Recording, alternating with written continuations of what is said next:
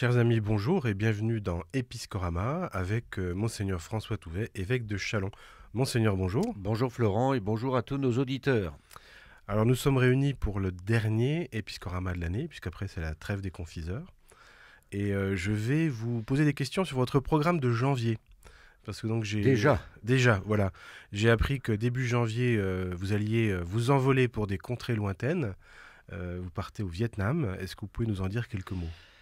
Oui, tout d'abord pour vous dire que je ne suis pas un grand voyageur et pour moi c'est un exploit de prendre l'avion et de faire un vol de 12 heures d'affilée.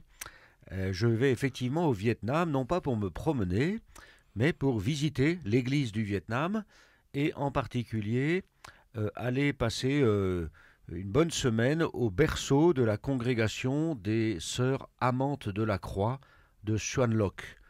C'est dans un diocèse proche de l'ancienne ville de Saigon, qu'on appelle Ho Chi Minh Ville maintenant. Et je connais bien la supérieure générale, qui parle très bien français. Elle a fait un doctorat en France il y a quelques années. Et nous connaissons ces sœurs amantes qui sont installées à Épernay depuis déjà une dizaine d'années. Donc aller au berceau de leur congrégation, c'est mieux les connaître. Et c'est aussi découvrir tout ce qui fait leur charisme originel et tout ce qu'elles peuvent et ce qu'elles nous apportent par leur présence en France. Il y a ainsi beaucoup d'échanges qui peuvent se vivre, comme je l'ai fait l'été dernier, en allant au Burkina Faso, au berceau de la congrégation des Sœurs de l'Annonciation de Bobo Dioulasso. Alors, comme évêque, vous êtes ordonné pour une église particulière et pour le monde. Il y a les deux dimensions. Mais quand vous allez en visite comme ça dans le diocèse d'un confrère, alors c'est une question qui va peut-être paraître simplette, mais est-ce qu'il y a un protocole ? Est-ce que vous devez le prévenir ? Comment ça se passe ? Bon, ce n'est pas un protocole, c'est tout simplement la correction. C'est la correction, c'est la délicatesse que l'on doit avoir de prévenir. Alors moi, c'est les sœurs qui ont prévenu les évêques là-bas, parce que je n'écris pas ni ne parle le vietnamien.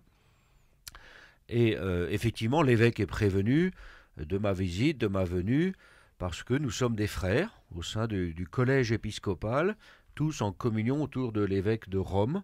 Et comme vous l'avez dit très justement, un évêque, lorsqu'il est ordonné, il reçoit la charge d'une église particulière, qu'on appelle un diocèse, et donc là, il doit exercer son pouvoir de gouvernement, d'enseignement et de sanctification, mais il est en même temps responsable, avec tous les autres évêques, autour de l'évêque de Rome, il est responsable de l'Église universelle. Et c'est pourquoi, alors certains en sourient ou s'en amusent, mais les évêques ont souvent des voyages à effectuer. Et donc c'est dans ce cadre-là que je me rends au Vietnam pendant les 12 ou 13 premiers jours du mois de janvier. Alors j'aime bien jouer les candides et poser des questions que tout le monde se pose sans oser les poser. On raconte beaucoup de choses, alors quand un évêque se déplace ou qu'il célèbre quelque part, par rapport à la crosse, par rapport à la mitre. Quelle est la règle ? Parce que là, on voudrait enfin savoir. Dites-nous tout. Bon, il y a juste une coutume qui n'est guère précisée dans les livres liturgiques, une coutume qui consiste à ce que l'évêque porte la crosse avec la volute vers l'avant lorsqu'il est dans son diocèse, pour montrer que là, il a le pouvoir de juridiction, et avec la volute vers l'arrière lorsqu'il est dans un autre diocèse, là où il n'a pas le pouvoir de juridiction. C'est tout simple. Donc, voilà. Mais c'est le seul point qu'on peut évoquer, mais encore une fois, qui n'est pas l'essentiel en tout cas. D'accord, mais c'est quand même vrai, donc, très bien. C'est ça se pratique et je le fais. L'église dans le diocèse de Châlons, on le pense, on le sait, on le devine, n'aurait pas pu tenir ou survivre sans ces échanges, ces apports entre églises particulières. Ce qu'aujourd'hui on appelle couramment l'intergentes, les échanges entre églises. Quelle importance est-ce que ça revêt à vos yeux à l'occasion de ce voyage, mais aussi d'une façon générale ? C'est le reflet de la vie de l'Église. Moi, je voudrais souligner le fait que le diocèse de Châlons reçoit actuellement et bénéficie du service de nombreux prêtres et religieuses venus d'autres pays, mais le diocèse de Châlons a beaucoup envoyé déjà dans d'autres pays. On n'a peut-être plus les moyens de le faire, mais je rencontre régulièrement des prêtres du diocèse parmi les plus anciens qui ont été envoyés en mission à Madagascar, en Bolivie, au Cameroun, en Équateur et que sais-je. Donc il y a effectivement Euh, L'église de Châlons a donné des missionnaires, des prêtres qui sont allés, puis il y a des religieuses originaires de notre diocèse qui étaient dans des terres lointaines, on pense à la bienheureuse Odette Prévost par exemple, mais aujourd'hui la situation s'est un peu inversée. En tout cas c'est la richesse de la vie de l'église, c'est-à-dire il y a des échanges mutuels, alors échange de charisme, échange de ministres ordonnés, pour permettre aux églises eh bien, de se nourrir aussi, de sortir d'un cadre culturel bien déterminé, pour accueillir une autre façon d'annoncer l'évangile, une autre façon de prier, une autre façon de témoigner de la foi. Et donc c'est une vraie richesse, et je rends grâce vraiment pour la présence des prêtres qui sont chez nous, qui sont originaires de République démocratique du Congo, ou du Burkina Faso, ou de Pologne, ou du Vietnam. Nous avions encore récemment un prêtre de Madagascar, le père Théophile, qui est maintenant à la cathédrale à Mbanja dans son diocèse. Mais il y a aussi les religieuses, donc les Amantes de la Croix, dont nous parlions, puisque je vais leur rendre visite au Vietnam dans quelques jours. Les Sœurs de l'Annonciation de Bobo Dioulasso, qui sont là présentes avec 2 communautés de 3 sœurs chacune. Et puis des sœurs passionnistes de République démocratique du Congo, auxquelles je rends visite d'ailleurs aujourd'hui même, puisque leur provincial est de passage. Donc c'est un apport très riche et qui offre à nos paroisses, à nos communautés chrétiennes, parfois bien vieillissantes, ou qui ont du mal à se renouveler en tout cas dans leur pratique, eh bien un souffle nouveau, un peu d'air frais pour aller de l'avant et offrir l'évangile à tous nos contemporains et tous ceux qu'on côtoie dans la France d'aujourd'hui. Alors j'ai appris cette semaine qu'il y avait une jeune fille originaire du diocèse qui est actuellement en coopération en Haïti et qui doit revenir dans le courant de l'année prochaine. Mais hormis ça, est-ce qu'il y a encore des prêtres ou des religieux de Châlons qui sont en mission ad gentes actuellement? À ma connaissance, non. Non. À ma connaissance, non. Mais je sais qu'il y avait eu le père Sarti qui est décédé il y a 2 ans environ, qui avait été missionnaire aussi au loin. Il y avait eu une célébration ici à sa mémoire. J'entends quelquefois le cas effectivement de jeunes qui partent en coopération avec la délégation catholique pour la coopération ou la Fidesco ou les missions étrangères de Paris. J'essaye, lorsque je suis prévenu, j'essaye de leur indiquer ou d'indiquer à leurs responsables que ce serait bien que ces jeunes-là aient un contact avec l'évêque, soit avant leur départ, soit à leur retour. Parce que tout cela favorise ces échanges et en tout cas moi je m'attache beaucoup à essayer de connaître ces églises particulières qui nous ont envoyé des missionnaires, prêtres ou religieuses, des églises aussi vers lesquelles nous pourrions aussi déployer des efforts de collaboration, peut-être pour l'enseignement dans un séminaire, pour telle ou telle formation dans un institut religieux. Voilà, il me semble que le fait de connaître les évêques, de connaître les supérieures générales des religieuses, eh bien cela nourrit une sorte de jumelage très fécond pour la vie de l'Église tout entière, puis aussi pour l'Église de Châlons. Alors, autre terre de mission, si j'ose dire, la jeunesse, puisque nous allons avoir la semaine prochaine le dernier des forums en lien avec les 8 questions, et celui-là est consacré aux jeunes. Alors déjà, est-ce que vous pouvez faire un bilan rapide des forums précédents qui, eux, étaient tout publics? Alors, effectivement, j'ai animé moi-même tous les forums dans les différents espaces missionnaires depuis le début du mois d'octobre. Donc ça fait 6 forums, 6 soirées que j'ai consacrées à cela, et au cours desquelles j'ai rencontré à peu près 300 ou 350 personnes qui ont participé.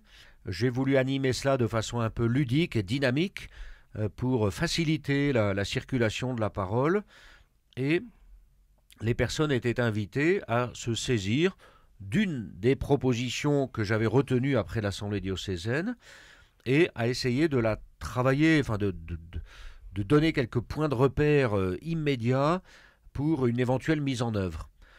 Comment ils imaginaient ce projet, par exemple, eh bien, d'être présent, de lancer une équipe missionnaire itinérante dans le diocèse. Qu'est-ce que ça veut dire? Quels moyens il faut utiliser? Avec qui on va le faire? À quel rythme? Etc.